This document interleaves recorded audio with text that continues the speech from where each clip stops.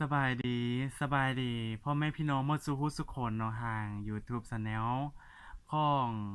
YouTube Channel ทั่วโลกนั่นแหละแล้วก็Channel ของน้องโอเองเนาะพิเศษของน้องโอเองเนาะของบ้าวหลาวเหนือแล้วก็แฟนเพจ Facebook ของบ้าวหลาวเหนือเนาะอันนี้เป็นทาง YouTube Channel โอโซเซนจงไลน์น้องวันนี้น้องโอกะจะมาในหัวข้อที่ตามหัวข้อคลิปเลยก็คือ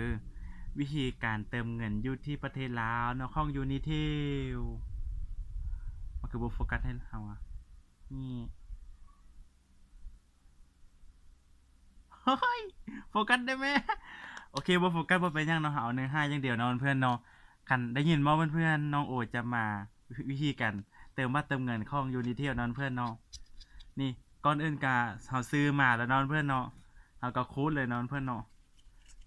ง่ายๆเนาะเพื่อนเนาะเติมง่ายๆวิธีเติมอาจจะเป็นคือของที่น้องฟังไห้นะเนาะเพื่อนเนาะอันนี้บัตรเติมเงินของคนลาวเนาะเพื่อนเนาะอันนี้ก็จะมีบอนโค้ดแล้วก็เป็น QR code นะเพื่อนเนาะ สำหรับผู้ที่ว่ามีอินเทอร์เน็ตเฮาก็ QR code เติมได้เลยตอนนี้น้องโอ QR code บ่ได้เพราะว่าบ่มีอินเทอร์เน็ตหรือว่าเติมได้บ่ฮู้ QR code นั้นเพื่อนเนาะหลัก5ก็คือการอันนี้หลักเก่านะ Unitel นั้นเพื่อนเนาะอันนี้เพิ่นอันสิ่งโชครับรางวัลนั้นเพื่อนเนาะอันนี้โค้ดบัตรรับโชคใหญ่ Toyota นั้นเพื่อนเนาะและรางวัลอื่นๆอีกหลายรางวัลนั้นเพื่อนได้เป็นบัตร 10,000 กิฟต์นั้นเพิ่นจะมีบัตร 20,000 มีบัตร 50,000 แล้วก็มีบัตรละแสน แม่นบ่บ่ฮู้กันน้องโอกเคยเห็นกับบัตร50,000ซื่อๆเนาะมันเนาะแล้วก็บัตร5,000กีบนั่นซื่อๆนะบัตร20,000มีบ่ฮู้บ่แน่ใจเพื่อนๆน่าจะมีแล้วเพื่อนมื้อหน้าน้องสิมารีวิวให้เนาะอันนี้เป็นบัตร10,000กีบเนาะเพื่อนๆแล้วก็จะมีบัตร5,000พร้อมเนาะเพื่อนเนาะโอเคเพื่อนๆเนี่ยวิธีการแถมโค้ดรางวัลด้านล่างเนาะเพื่อนเนาะนี่แถมโค้ดรางวัลด้านล่างหมดเคสลุ้นรางวัลวันที่31เดือน12ปี2019เบิดมาแล้วเนาะเพื่อนเนาะ ธันวาคมที่ผ่านมาหมดไปแล้วตั้ง2เดือนแล้วเนาะเพื่อนเนาะนี่ Unitel 10,000กีบนี่ 10,000กีบ10,000กีบ10,000กีบเด้อเพื่อนเด้อ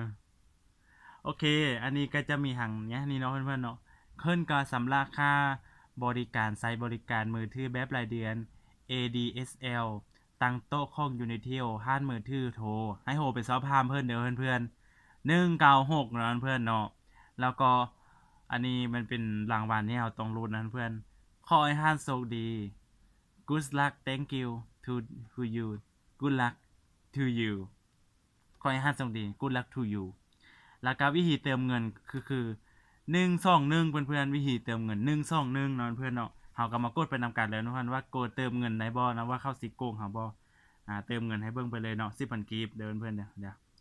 ยวเปิดแซงกันโอ้ยมิดจิลีเปิดบ่เปิดแซง อันนี้เติมเงินไปนำกันเนาะกด121เนาะเพื่อนเนาะ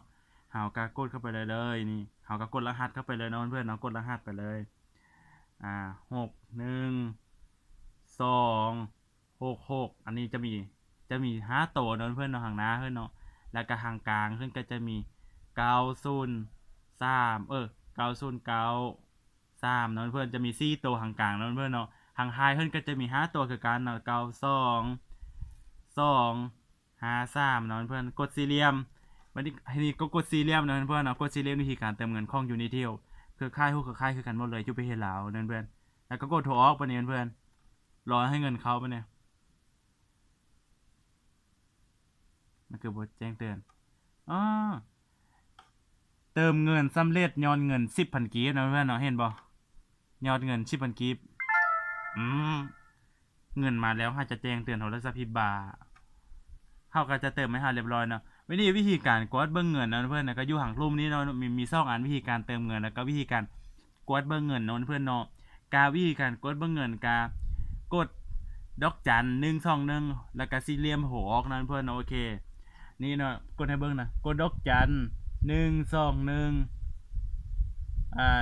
กดสี่เหลี่ยมหัวออกโอ้ยนี่บ่แม่นเพื่อนๆกดที่โคตรอันน่ะกดเบิ่งเงินก็คือ1ดอกจัน122สี่เหลี่ยมหัวออกนี่เพื่อนกดเบิ่งเงินวิธีการกดเบิ่งเงินเด้อเพื่อนเด้อเนี่ยเพื่อนเงินเฮาก็จะมี11,776กีบกับประมาณ10บ่แม่นประมาณละ11,000กีบ776กีบเพื่อนเนาะนี่ให้วิธีการเติมเงินกันง่ายๆของ Unitel เนาะเพื่อนเนาะแล้วก็ พิ่นก็จะมีสอบถามข้อมูลโทร109เนาะเพื่อนเนาะโหไปหาเพิ่นใดเพื่อนๆ109เพื่อนๆต้องการซื้อสินค้าโทร021 999 888หมดอายุวันที่31เดือน12ปี2022เนาะเพื่อนเนาะเฮาก็ต้องเบิ่งเบิดอายุมันพร้อมเนาะเพื่อนเนาะซื้อบัตรเติมเงินนะเพราะว่ายานแม่ค้าเพิ่นบ่ได้ขายมาโดนจังซี่นะส่วนหลายเพิ่นก็จะบ่เป็นเนาะเพื่อนส่วนหลายเพิ่นก็จะบ่ได้ค้างสต็อกดอกขายหมดตลอดเพื่อนๆได้ขายดีเพื่อนๆยกตัวอย่างของน้องโอมาเบิ่งนี่น้องโอกลับมาเมืองลาวนี่จักกี่มื้อเองนี่นะเพื่อนๆน้องโอเบิดบัตรเติมเงินไปเบิดบัตรเติมเงินไปจักอันแล้วเพื่อนมาเบิ่งนํกันนี่ตั้งแต่น้องโอเติมเมื่อกี้นับแต่บัตรเมื่อกี้พร้อมนะเพื่อนเนาะนับบัตรเมื่อกี้นี่พร้อมเนี่ย1 10,000กีบนี่2บัตร3,000กีบ30,000กีบ40,000กีบ50,000กีบ60,000กีบ70,000โอ้โห70,000แล้วเกือบฮอด400แล้วเพื่อนๆนี่นะ 10,000กีบก็ประมาณ 10,000กีบก็เท่าใดว่า 10,000กีบก็40บาทนั่นเพื่อนแต่เดี๋ยวนี้ค่าเงินลาวทึกอันน่ะฮึกลงแล้วก็เงินไทยก็จะแพงขึ้นนั่นเพื่อนเนาะคือเงินไทยปัจจุบันใน100นึงก็30,000กีบแล้วเพื่อนเนาะ30แล้วเนาะเพื่อนเนาะ100บาทได้บัตรเงิน100บาทได้บัตรเงินนี่3บาทนั่นเพื่อนเนาะ100บาทได้บัตรเงิน3บาทของคนลาวนั่นเพื่อนเนาะนี่เพื่อนน้องโอเบิร์ตเงินไปแล้ว240บาทเพื่อนเบิดเงินไปแล้วกับบัตรเติมเงินเพื่ออัพโหลดวิดีโอเพื่อนอัพโหลดบางเทื่อ10,000กิกบ่ฮอด5นาทีก็หมดแล้วเพื่อนเงินที่น้องโออัพโหลดวิดีโอ YouTube นะอินเทอร์เน็ตอยู่ไปลาวแรงแต่ว่าค่าใช้จ่ายสูงเพื่อนๆสูงหลายน้องโอ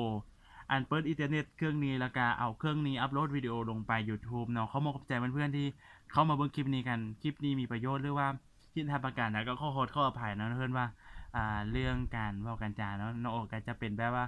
เว้าค่อยๆได้บางเทื่อก็เว้าแหงบางเทื่อก็เว้าค่อยๆตอนนี้น้องโอก็เจ็บฟันเนาะฟันคุดโอเคเพื่อนๆคลิปนี้ก็จบแล้วบ๊ายบายเดี๋ยวเจอกันใหม่ในคลิปหน้าเด้อ10,000เก็บแต่ละเทื่อนะ Oh my god